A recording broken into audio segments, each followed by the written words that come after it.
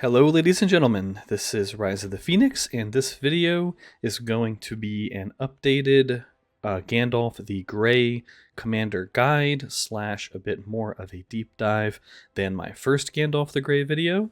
There have been some balance changes since I released that video, and I think I have learned a lot more about the game, and I think the community as a whole has learned a lot more about the game and what's good and what isn't good. So I just wanted to take a little bit of time and provide you guys with an updated and hopefully better Gandalf the Grey guide. But before we get into that, if you enjoy my content, please do consider liking this video and subscribing to my channel.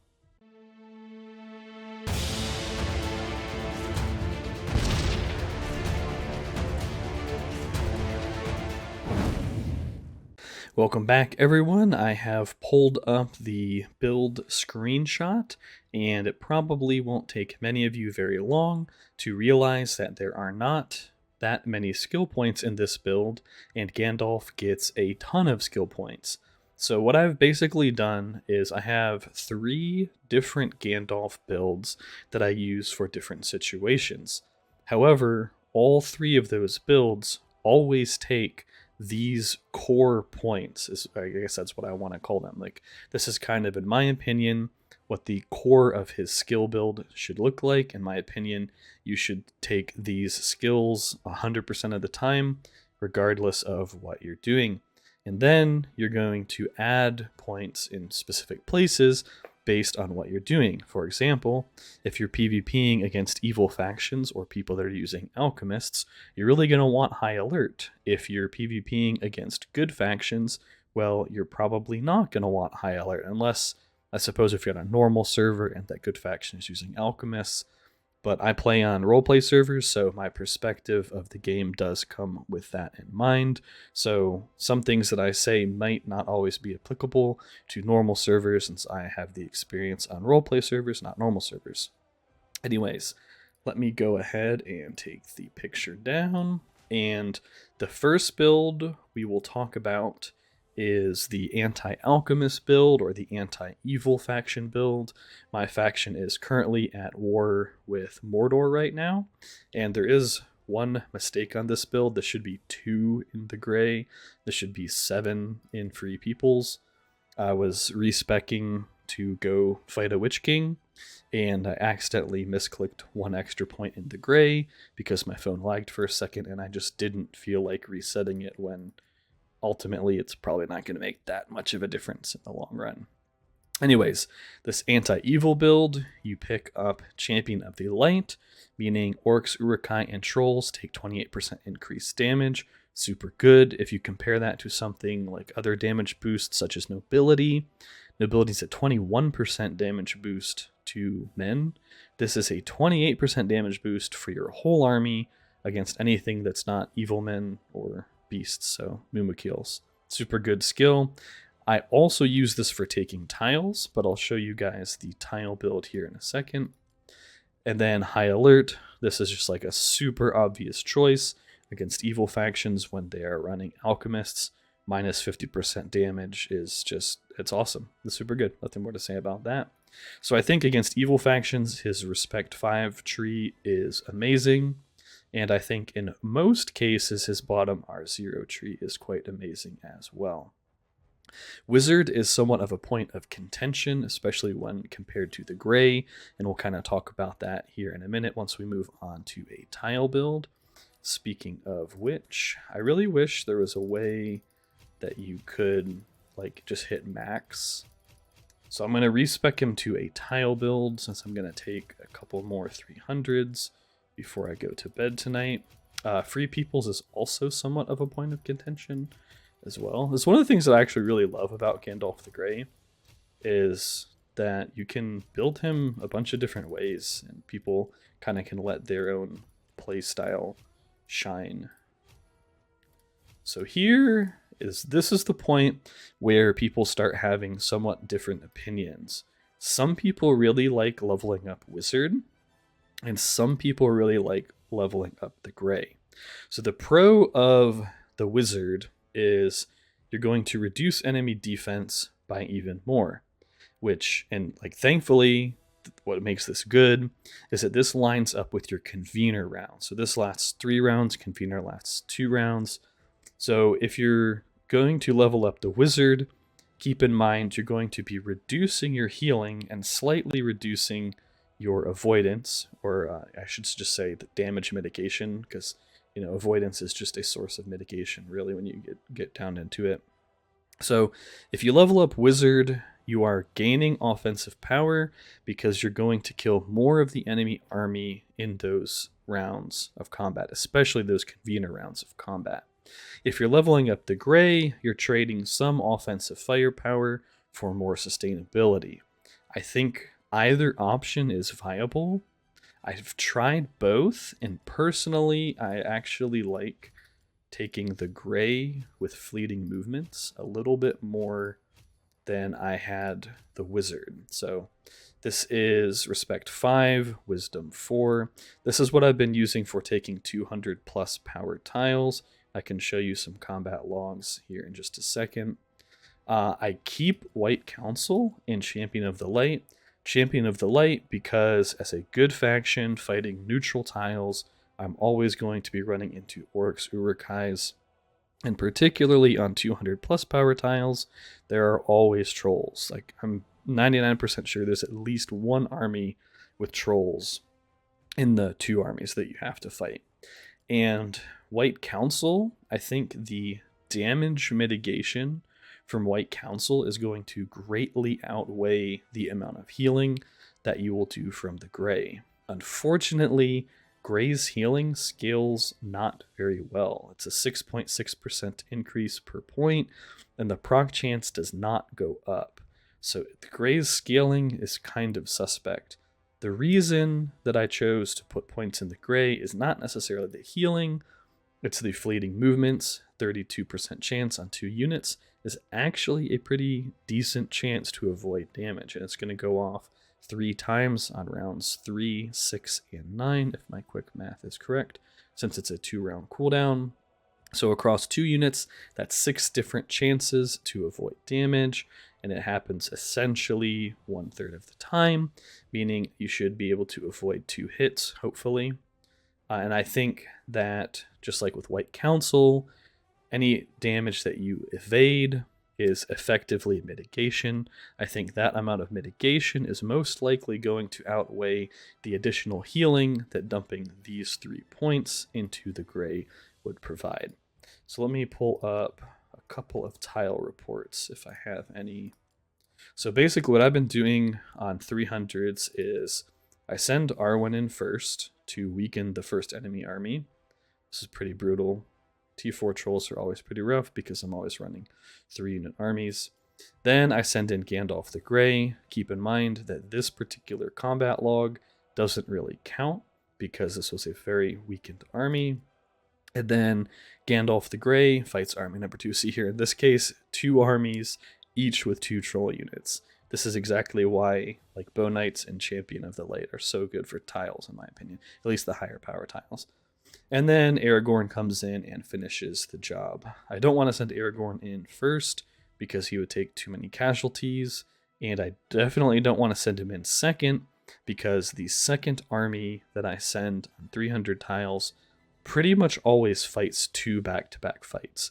So I send Gandalf as my second march because, in my opinion, he's my strongest commander, and he is best equipped to clean up what's left of the first army and then finish off the second army. Take a look at this one. This definitely doesn't count. Then he runs into Snagas with Grima. This is, in my opinion, one of the most difficult armies to deal with, although Ugthak is pretty rough too since he has so many Snagas and they just do absurd amounts of damage. But we can see, I'm going back to this, he's just not doing that much healing. Granted, I don't have an item for him, a weapon with like Pierce or any of the damage procs, Pierce or Smite. I guess the Carver roll Smite. Because I've been saving my Mathams for the Glory Days chest to get Theoden or Eomer. So he could be doing a little bit more healing, but I don't think it would be all that much more healing. So he's kind of like my rock as far as taking 300 power tiles goes. Come on, game, scroll down. can take a look at one more log here. Yep, cleanup crew, another Grima fight. Lost a little bit more this fight, did a little bit more healing, but overall I have been extremely pleased with how he's performed all throughout this season. Like, he was taking 130s and 150s super early on without with like single digit losses. All right, the final build I want to talk about real fast is if you are PvPing against good factions, or if you are farming mobs like Ents or Eagles, or I guess Bree Riders, Hobbit Archers, whatever mob camps people are farming for EXP. If they are not evil mobs, and really even if they are evil mobs, because Champion of Light does not apply to Mumas or Fell Beasts, forgot the name of those dudes for a minute. All you do, I'm not going to respec him because I'd have to respec him and then respec him again for tiles. You just move these 7 points out of Champion of the Light and you distribute them between the Gray and Fleeting movements. So very simple change. Honestly, for most mob farming, if you don't want to spend the 20 gems, you can just keep him with Champion of the Light because he's going to just shred those armies anyways. He'll do fine without it, but if you absolutely want to min-max, you can move those points over. Now for PvP specifically, you're still going to do that against good factions, because on RP servers, they're not going to be running Orcs, Uruk-hai, or Trolls, and so you want those points over there. You can probably get by without it, but with PvP in mind, you want your commander and your army to be absolutely as strong as possible. So in a PvP scenario, I would definitely take these 7 points and put them over here. So finally, we will wrap things up by talking about itemization. Unfortunately, my itemization is not that wonderful since I haven't opened that many chests on this server yet, believe it or not. Hopefully I get some good item drops from the Glory Days chests. I might make a Glory Days video. Let me know if you guys would be interested in seeing me open 100 of those chests. The main thing that you're looking for on Gandalf the Grey is going to be army attack boosts that apply to the units that you're going to want to use. In general, I think running Gandalf with Cataphracts and 2 ranged units is going to be your best bet, because you really want those ranged units to dish out damage, since Gandalf doesn't do damage himself. With that in mind, sharpshooters are an excellent choice because their damage boost lines up perfectly with Convener. Lothlorian's T4s, if you're Loth, are a really good choice too. Bowknights for tiles are an absolute auto-include for me and against evil factions most of the time as well. Like, if I think I'm going to run into Mumas or Trolls, I'm definitely going to have some Bowknights around. But in general, I don't know if I should say very cheap, but a relatively cheap army to PvP with him would be either Cataphracts or Guardians as your melee units, Cataphracts being somewhat expensive, and then picking up Sharpshooters and Sentinels, the Elf T3 Archers, as your back line, unless you have access to a better option. So with that in mind, I think Wizard's Fireworks with Mend, I'm actually super happy with this item. I think it's probably his best in slot item, gives him army attack ranged and some extra healing. I'm running a Horseman's Helm. I probably should be running a Trapper's Hood, but I've actually been really wanting to avoid stuns. So the Trapper's Hood gives attack, and if you level it up, you can give Madness, which is quite solid. However, personally, I don't want my Convener rounds to be shut down, especially if I'm going to be using Sharpshooters. Like, the Sharpshooters losing a full round of the damage plus the Convener damage, it's just too much in my opinion. So I've actually been running an anti-stun Horseman's Helm on him, and it does have a slight army defense mounted unit bonus, which will help out your Cataphracts. But I think either of these options would be the best. I don't think that the Trapper's Hood can roll anything better. Let me just check real quick. Poison damage, don't want that. Madness is pretty good. Yeah, definitely I think you want the Trapper's Hood with Madness. So for the helm, that's what I would go to. This armor is a total meme. It's just kind of what I had extra lying around. What you really want, let me pull it up here. In my opinion, we're going to go to flawless equipment. You really want, in my opinion, the Elven Cloak. It has focus, speed, and army HP. And even though it looks like a helm, it's actually a body armor. So that's definitely a very, very good option for him. As far as purples go, if you want something a bit more affordable, what are we looking at here?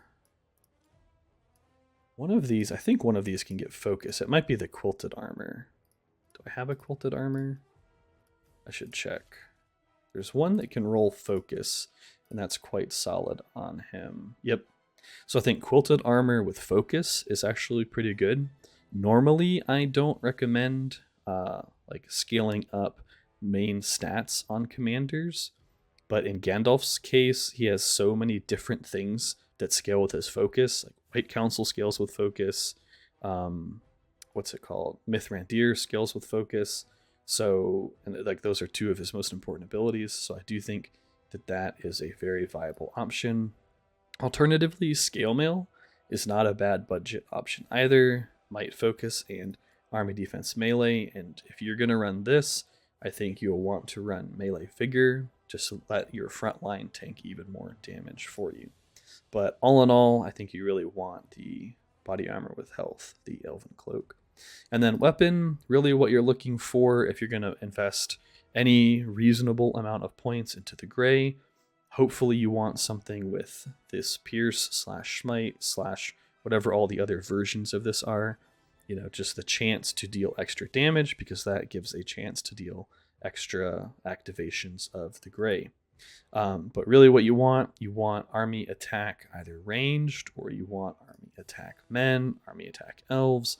The reason I'm using this is it has a pretty decent stat spread, and it buffs the attack of all of the units that I will be using on Gandalf the Grey, whether that's sharpshooters, sentinels, bow knights, cataphracts, pretty much any unit that he's going to want to use, even marshals being a potential option. Pretty much any unit I'm going to put on him, this is going to boost it.